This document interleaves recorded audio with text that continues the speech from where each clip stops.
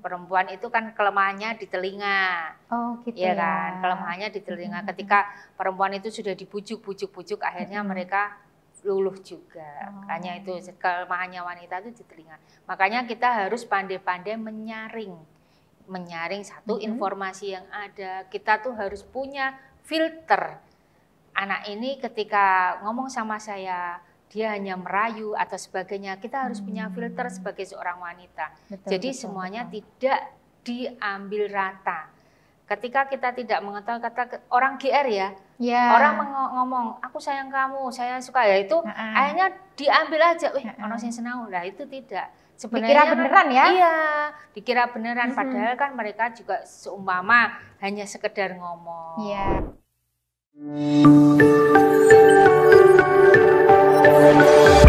Assalamualaikum warahmatullahi wabarakatuh. Selamat pagi pemirsa channel YouTube SMK Tunas Harapan Pati. Senang sekali pada kesempatan kali ini saya bisa hadir di sini untuk memberikan segmen terbaru dalam channel YouTube SMK Tunas Harapan. Di segmen terbaru ini kita akan membahas tentang psikologi remaja. Di sini nanti kita akan berbicara banyak tentang bagaimana kehidupan remaja. Kita juga akan memberikan solusi terhadap beberapa permasalahan yang terjadi pada kehidupan remaja. Tentunya saya tidak sendirian, akan hadir bersama saya seorang sarjana psikologi dan juga seseorang yang sudah berpengalaman banyak menangani remaja. Kita sambut, ini dia. Silahkan Bu Ayu Dia Dewi Urbani, sarjana psikologi.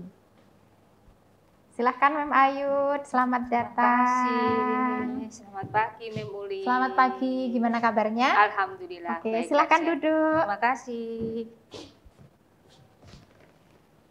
Baik, nah ini dia narasumber kita sudah datang. Kita akan langsung berbincang-bincang dengan beliau tentang beberapa permasalahan terkait dengan psikologi remaja. Iya. Mem Ayu dulu lulusan Fakultas Psikologi iya. dari Universitas Katolik Sugio Pranoto. Oh, luar biasa ya. Memang dari Fakultas Psikologi dan menjadi guru bimbingan konseling di SMK Tunas Harapan, berarti menangani banyak sekali remaja dari tahun berapa? Dari tahun 2007. Dari tahun 2007 berarti sudah 15 tahun. Jadi 15 tahun berkecimpung dengan urusan siswa-siswa dengan permasalahan-permasalahan yang ada ya. Permasalahannya kompleks di sini, kompleks sekali. Baik. Tentunya kita akan membahas satu-satu dari permasalahan ini di segmen-segmen kita di Talkshow Psikologi Remaja. Untuk hari ini kita akan coba untuk menyoroti beberapa permasalahan yang sedang viral akhir-akhir ini. Apa itu yang sedang viral?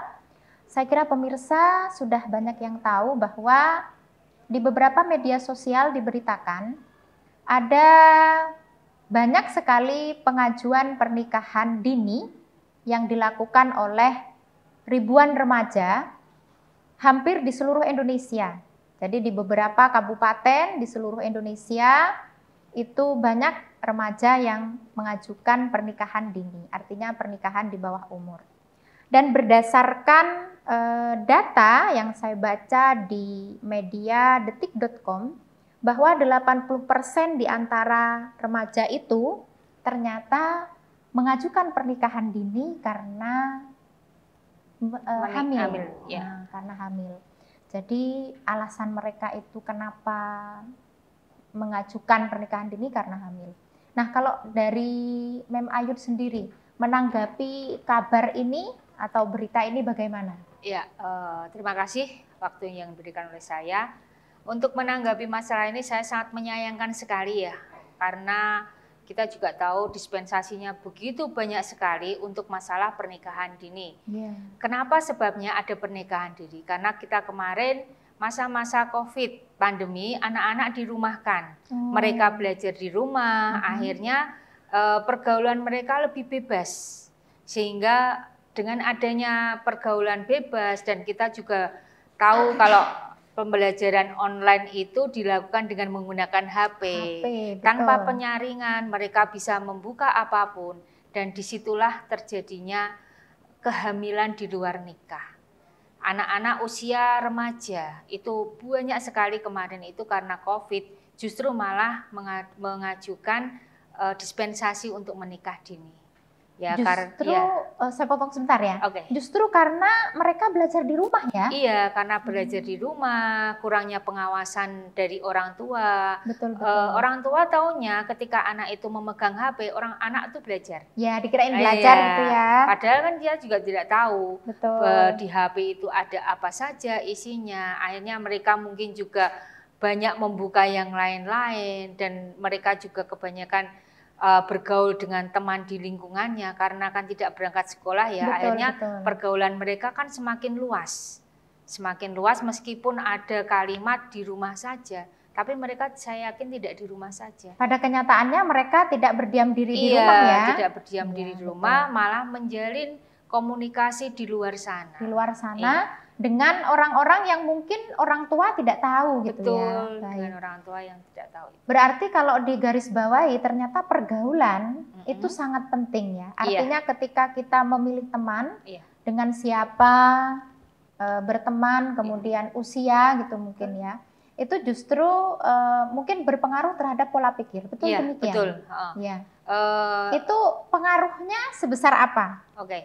Jadi pengaruhnya gini, ketika kita memilih teman yang sebaya atau seusia, mereka akan memiliki ibaratnya karakternya hampir sama, kesenangannya juga sama, karena usia-usia remaja itu biasanya kalau mereka itu kan memiliki kesamaan yang sama, bermain pun juga sama, ya kan? Jadi tidak ada kata-kata tidak enak, ibaratnya seperti itu.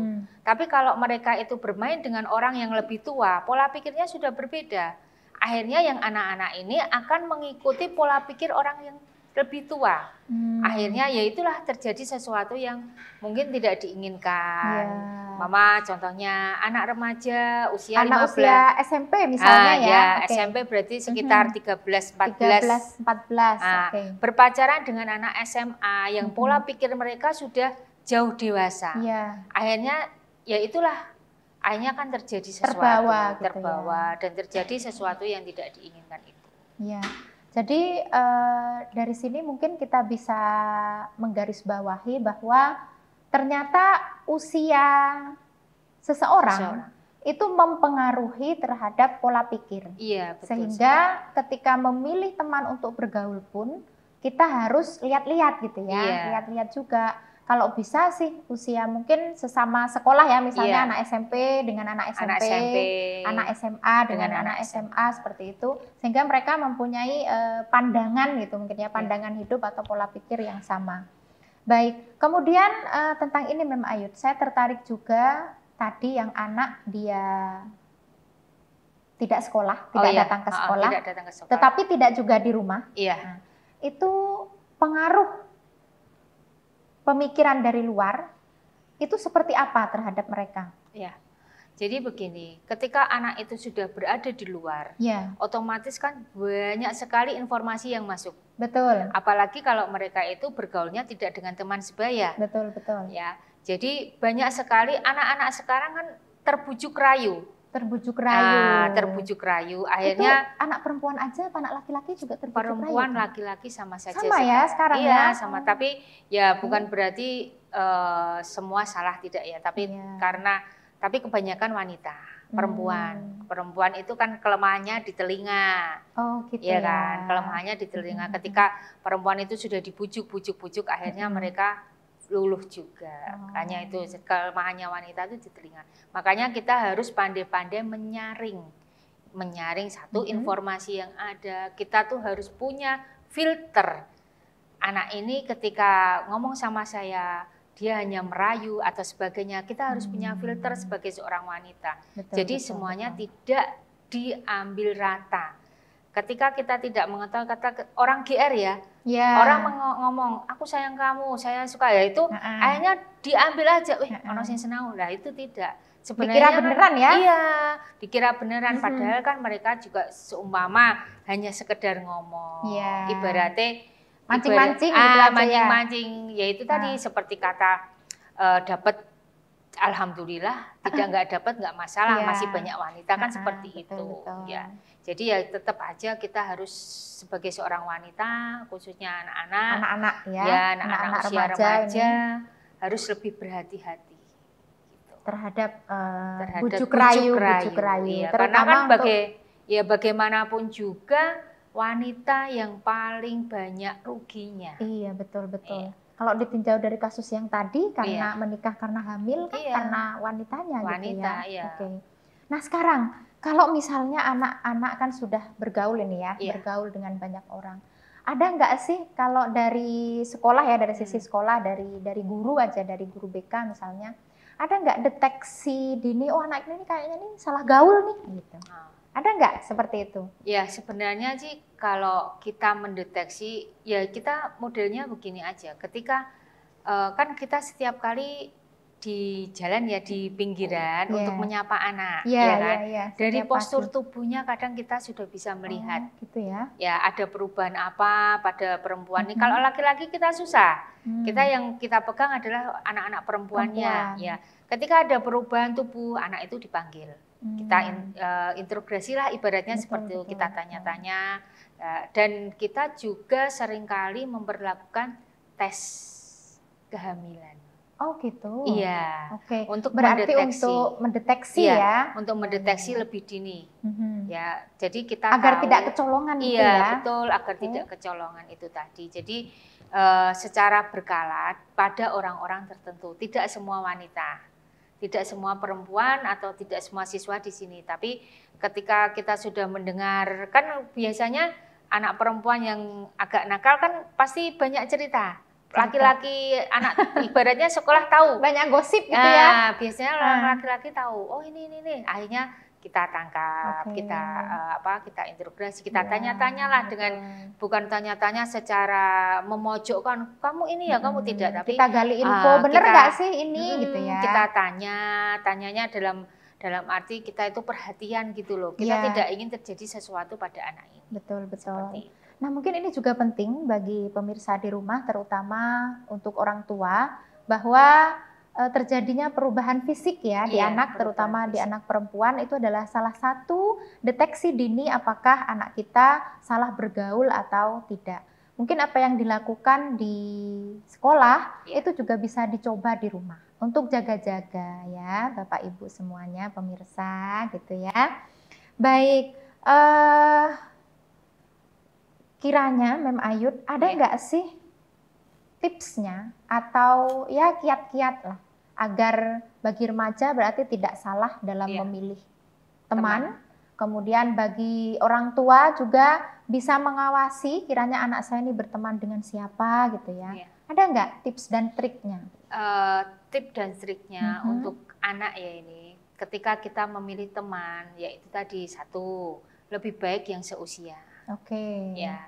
Yang kedua, kita bisa memilih teman yang baik. Bukan berarti kita tidak boleh bergaul dengan teman yang kurang baik. Boleh saja, asalkan kita bisa menyaring atau bisa bilang tidak setidaknya gitu. Ya kan? Bilang tidak untuk sesuatu yang tidak baik. Yang negatif. Ya, negatif ya.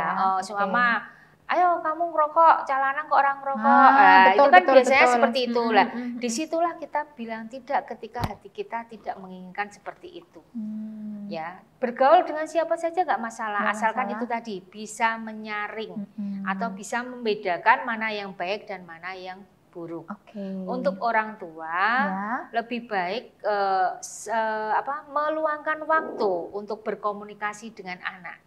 Ada quality time dengan anak gitu ya. Memang kita tahu orang tua sekarang lebih banyak bekerja berada di luar rumah untuk mencukupi kebutuhan anak, untuk mencukupi kebutuhan keluarga. Tapi paling tidak luangkan waktu 1 jam lah untuk ngobrol dengan anak di setiap harinya. Itu nanti akan membuat anak dan orang tua menjadi lebih dekat. Seperti itu. Ada lagi? Komunikasi tadi komunikasi ya, yang penting komunikasi antara orang tua dan anak. Dan ada batasan jam atau ada tata tertib. Itu mungkin juga ya, penting di rumah itu juga harus ada tata tertib.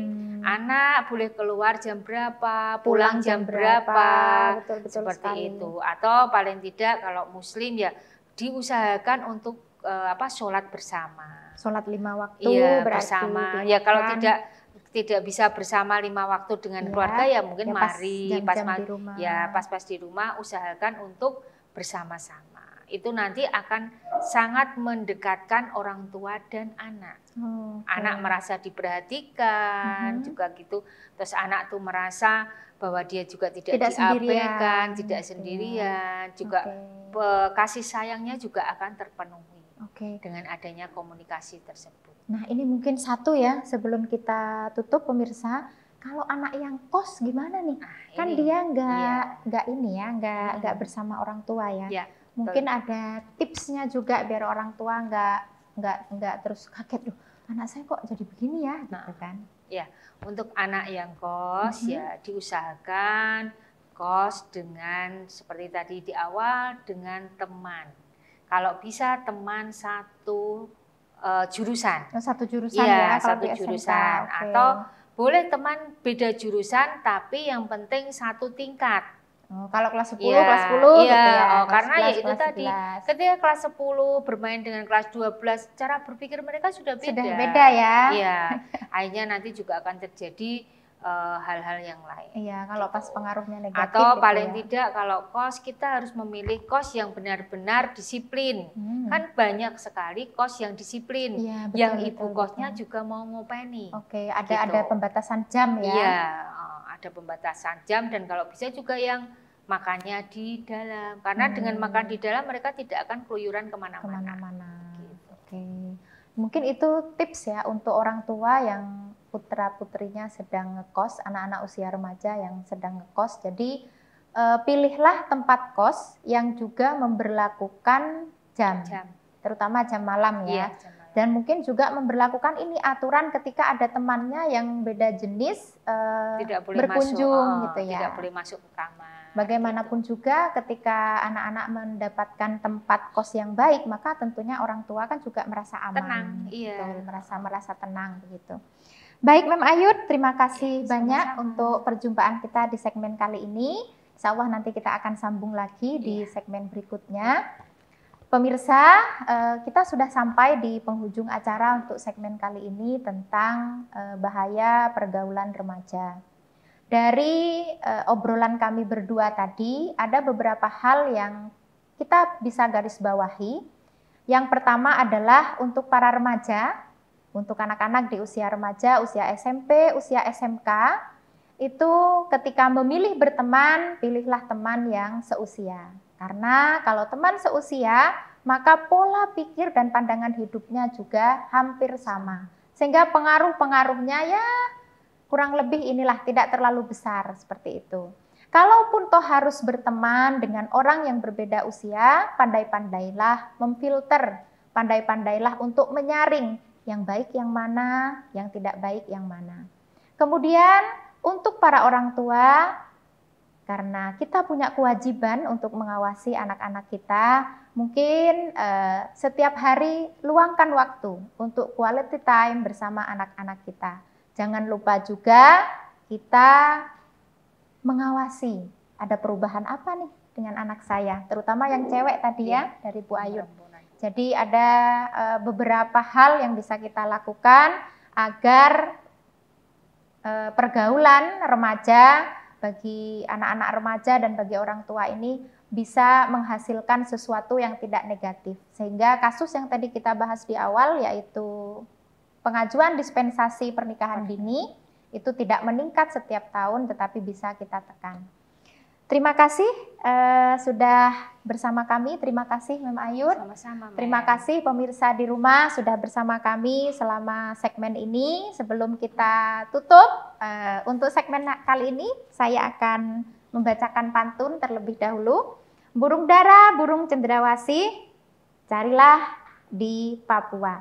Cukup sekian, terima kasih. Semoga bermanfaat untuk kita semua. Sampai jumpa. Assalamualaikum warahmatullahi wabarakatuh. Waalaikumsalam warahmatullahi wabarakatuh. Yeay.